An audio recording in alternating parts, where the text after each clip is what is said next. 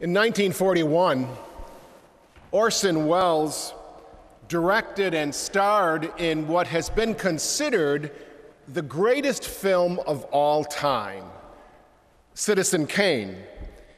If you remember the film, it examines the life and legacy of Charles Foster Kane, a character based on the American newspaper magnate William Randolph Hearst. Now, Kane began his career as an idealist, but he became ruthless in his pursuit of power. And he spent his last years building this amazing mansion in California, interacting only with his staff, living all by himself. This was the time of the Great Depression, and the movie was a devastating exposition of American society and a critique of the American dream. Now, some people would say that at this time in our history, we are in another Great Depression. And there is a rather popular movie and popular novel that does to our society today what Citizen Kane did to society some 70 years ago. The movie is The Social Network, and it has been called the Citizen Kane for the impatient digital era. It's the same kind of morality tale of loss and greed and ambition and hubris, betrayal, loneliness, and revenge. It's about Mark Zuckerberg, the creator, the founder of Facebook. The novel, which seems to be the rage around the country, is Jonathan Franzen's Freedom. Oprah made it famous. She chose it. It's about Walter and Patty Berglund, a Midwestern family struggling with all the dysfunction of the 21st century. Kane and Zuckerberg and the Berglunds, what they're seeking is acceptance and admiration, but they're all loveless. And they all might be considered contemporary versions of Faust. You remember the story of the man who gains the whole world but loses his soul. Now, as Citizen Kane captured the malaise of the 1940s, Social Network and Freedom are snapshots that capture something of the time that we live in today. And they are similar parables to that which Jesus uses in the gospel this weekend. You see, Zacchaeus is a rather prickly character who in many ways sold his soul.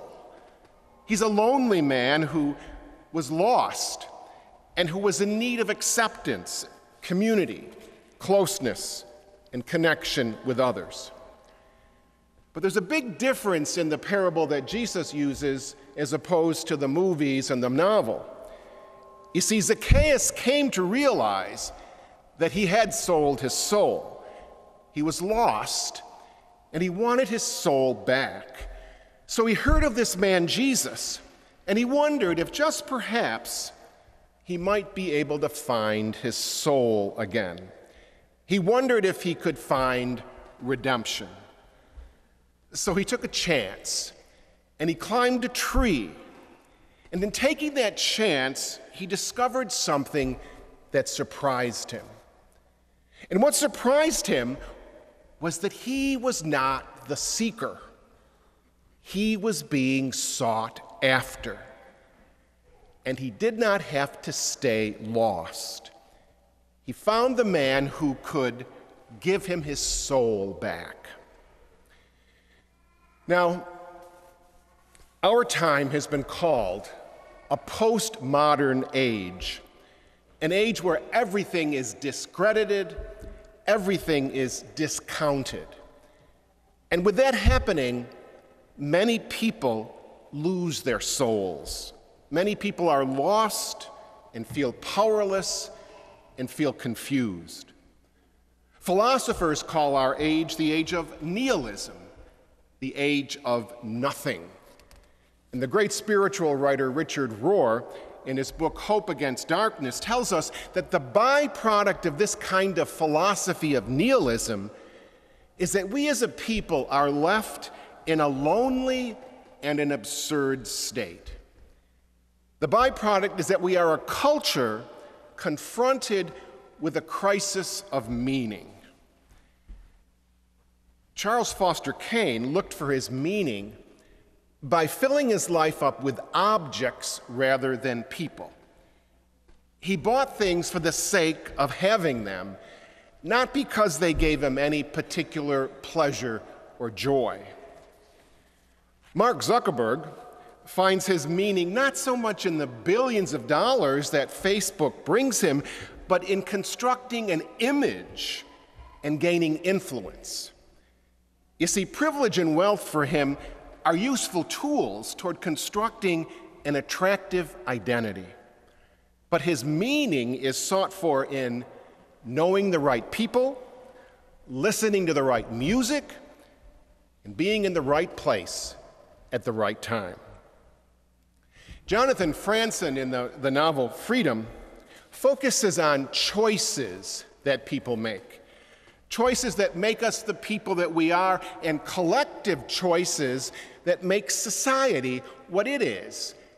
And Franzen says, choices that really don't make us much better. And there's three questions that kind of flow through this novel. The first one is, why are we so competitive with the people we care about most? And then secondly, he asks, why are we so concerned with what other people think of us? And the third and final question, which kind of goes through the whole book, is redemption possible for people who've made terrible mistakes with their lives? Kane, Zuckerberg, the Berglunds, they're all looking for something. They're struggling to find meaning. They're craving to belong, to be loved and connected. But they just do it in all the wrong ways, and they end up losing their souls. Zacchaeus came to the realization that he had looked in all the wrong places. He came to realize that his choices were dead-end choices. He got tired of just working and earning money and having a good time. He wanted to find his soul again. And so he climbed that tree, and the big surprise, he wasn't the seeker. He was being sought. Now, it's very interesting in the novel Freedom that there is no mention at all about God or religion. But at the end of the novel, the author helps us to see, as any good author does, that the only pathway to freedom has to run through the maze of the interior life. There's something deeper that we must go in search of. And when we go in search of it, the scriptures remind us that we are actually being sought after by a God who wants us in relationship. Charles Kane, Mark Zuckerberg, Patty and Walter Berglund really never admit to themselves that they might be lost and that they might need to look elsewhere for meaning, that they also need to climb that sycamore tree and find the man who can take the shallowness out of their lives. This weekend, the scriptures challenge us to ask ourselves if we might be able to see a little bit of Zacchaeus in ourselves. Might we be looking in the wrong places for belonging, for connection, for meaning? Might some of the choices that we are making be leading us nowhere? And is it time for us to climb that tree and come to the realization that there is a deeper life available to us, that there is an invitation from our God for real meaning beyond Facebook, beyond our cell phones and iPods and iPads, beyond our constant activities that simply act as diversions keeping us busy but shallow. Beyond knowing the right people, beyond listening to the right music, beyond being in the right place at the right time. I think we all have to admit we live in extremely interesting times, and there is tremendous divisiveness and anger all around us. And I'm sure most of us or all of us are tired of the dishonesty we see around us in our institutions and our leaders. Certainly I feel it's been an awfully long election season, and it will be a great relief to not have to watch those TV ads any longer and have the whole thing over. But I'm not sure many of us really believe that anything will change, be different, or be better. Some people say that our country has lost its soul.